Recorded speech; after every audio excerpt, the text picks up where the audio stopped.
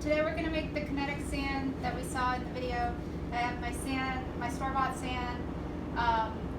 In the first part of the video she talks about doing a cornstarch with the sand and dish soap, but as you watch the video she actually changes it up and it ends up making up this more of a slime and then adding the sand, and then that makes the kinetic sand. And I was watching other videos online and they were doing the same thing. So I'm going to use Elmer's glue, a pod detergent, and sand, and we'll see if this will work. So I'm going to cut this so that we have some detergent.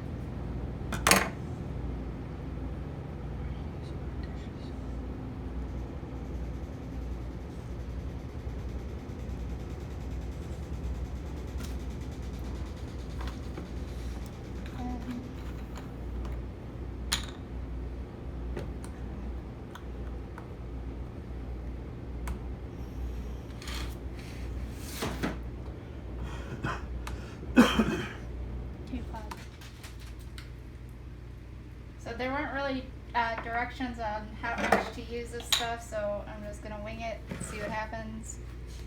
Pour this in just a little bit of a time. My glue, a little bit of that. Then I need to mix it. Just use this.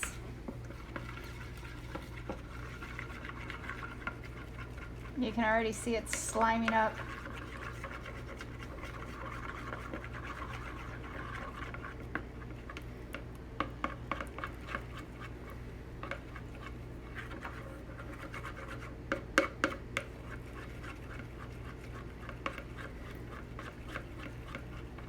So now I'm going to add the sand. How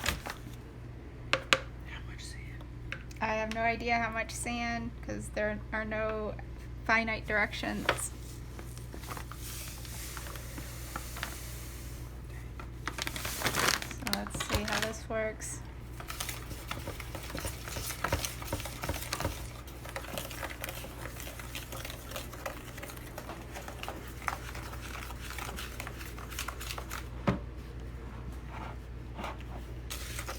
So you can see it starting to clump up there. Try to get it kind of mixed well. I'm going to take my hands into it.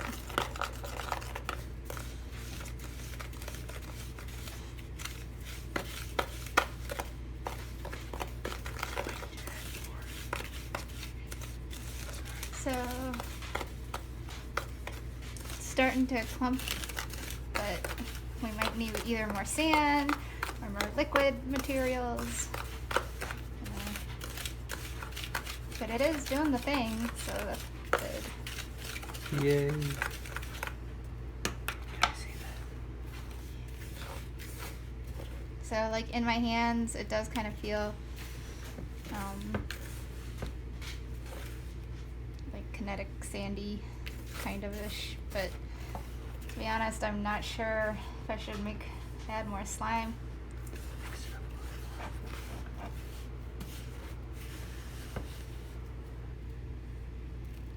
I have a feeling I probably need to make more slime.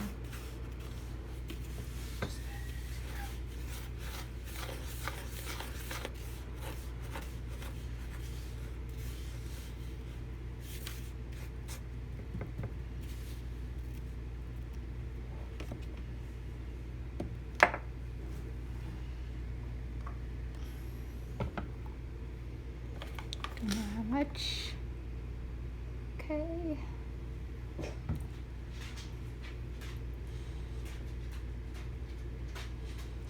See what that is.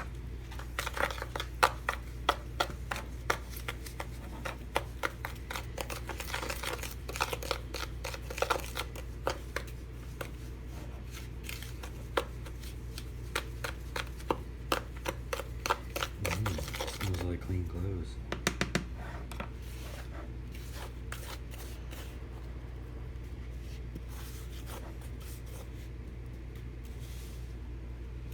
And I'm making a mess.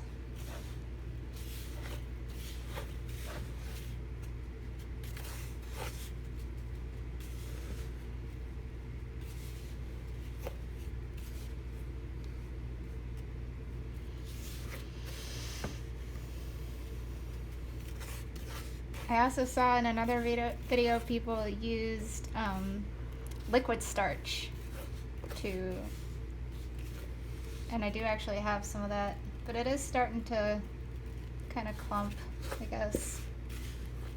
Just feels like wet sand to me. Stop it. Yeah. So I added more liquid and stuff and more detergent with the, I even tried to use like the corn syrup. Cornstarch. It's still very wet. I'm not sure why it didn't work. I know on those videos they were using what is called Ariel detergent. I don't know if maybe that works better because of whatever ingredient is in it. But I'll go over quickly just what was supposed to happen.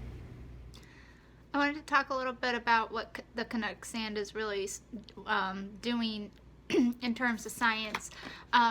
Real kinetic sand is covered in silicone or silicone oils, and silicone is a group of materials that contain silicone and oxygen. That makes them polymers, which mean they are molecules of long chains and repeating units. Silicones can be liquids that flow freely, or they can also be semi-solids that flow slowly in the absence of pressure, but then act like a rubbery solid under stress. So when you're playing with it, that's how you're able to make shapes and let it kind of flow through your fingers, but not in the way that sand would, or true sand, or just wet sand that clumps together and then falls apart after it dries. So this property is called viscoelasticity, which again goes back to being able to mold and play with the kinetic sand in a different way than you play with regular sand or wet sand. With kinetic sand, the polymer chains within the silicone oil